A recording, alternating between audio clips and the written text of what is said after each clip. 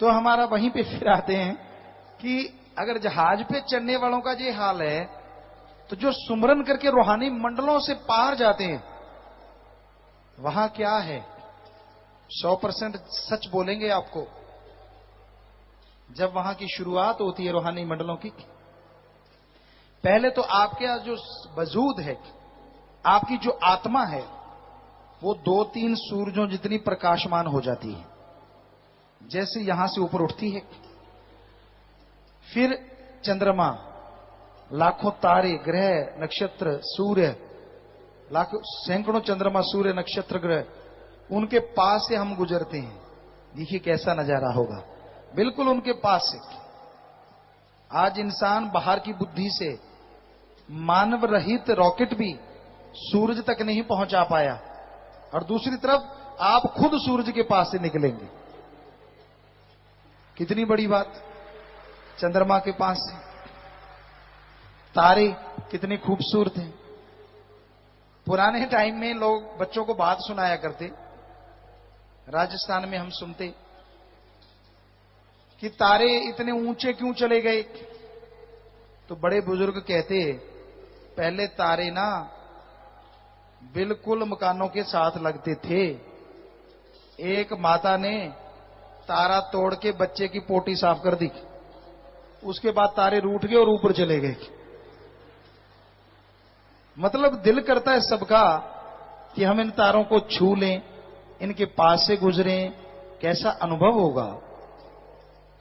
और हम आपको हकीकत में कहते हैं, सुमरन से चढ़ाई करके आप अपनी ये इच्छाएं चुटकी में पूरी कर सकते हैं। सब ऐसे यूं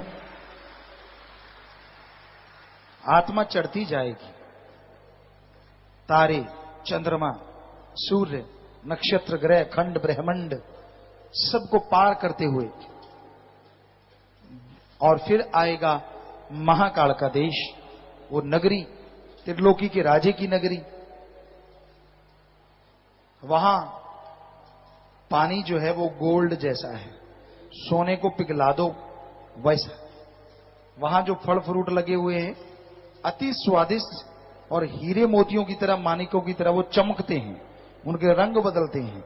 एक एक फल में से कई तरह की रोशनी निकलती है, और स्वादिष्ट तो वैसी कोई चीज है ही नहीं धरती पे, इतनी स्वादिष्ट।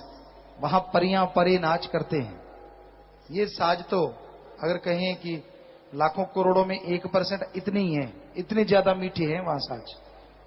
क्या खूबसूरत बजाते हैं वो, और परियां परे नाचते हैं। उनका मकसद जाने वाली रूह को भटकाना है कि आजा, यही है सचखंड, आजा। और जो पूरे गुरु के शिष्य नहीं होते, जिनकी रूह आत्मा अपने गुरु मुर्शिद के वचनों को नहीं मानती, और आत्मा गुरु उस मालिक की आवाज को फॉलो नहीं करती, वो वहीं रुक जाती है। वहां बहुत अटके बैठे हैं सदियों से, और फिर उनको नरक में वहां लोभ लालच देके कुछ देर रख के फिर नरक, फिर जन्म मरण के चक्र में ठूंस दिया जाता है।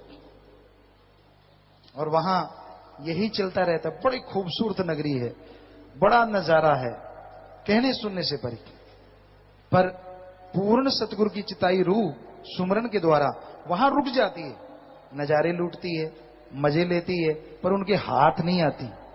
काल महाकाल बहुत जोर लगाता है, पर उसमें इतना करंट, इतनी पावर होती है कि वो भी नजदीक नहीं आ पाता, दूर से लुभाता है।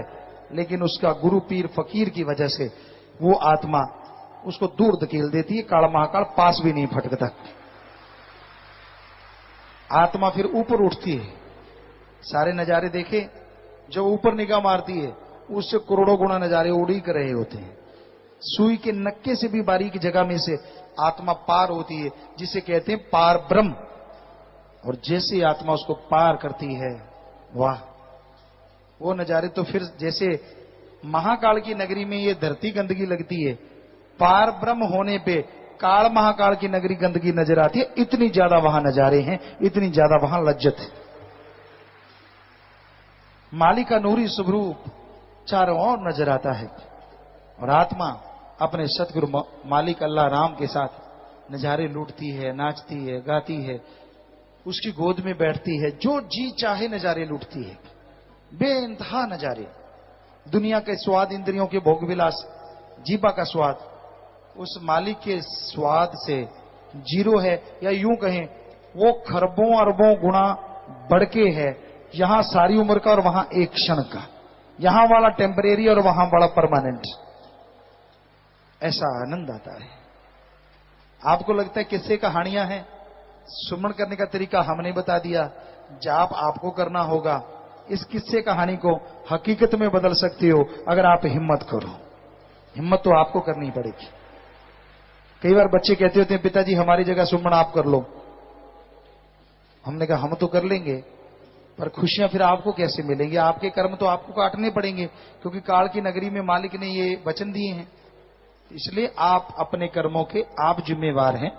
इसलिए सुमरन करो, भक्ति इबादत करो और अपने बुरे कर्मों को मिटा डालो। तो भाई ये आपको छोटी सी एक झलक बताई है कि आप कैसे अपनी आत्मा को पूरी बॉडी में से समेट के मालिक तक जा सकते हैं और नजारे लूट सकते हैं। आत्मा हमारे सिर से लेके पैर तक रहती है, हर जगह आत्मा है। आत्मा कोई एक अलग चीज नहीं है कि इतनी पुड़िया बना दी या कोई छोटा सा अंग है, नहीं। पैर के अंगूठे से लेके सिर तक आत्मा ही आत्मा है, पर उसको समेटना है, पांव से ऊपर लेके आना है, यहां से यहां लाना है। और जैसे ही आत्मा इधर सिमटती है फिर उसमें पावर बन जाती है, शक्ति बन जाती है कि मालिक के 10वें द्वार के बाद के नजारे देख सके। फिर वो आगे बढ़ती है, फिर ये सारे नजारे धीरे धीरे आने शुरू हो जाते।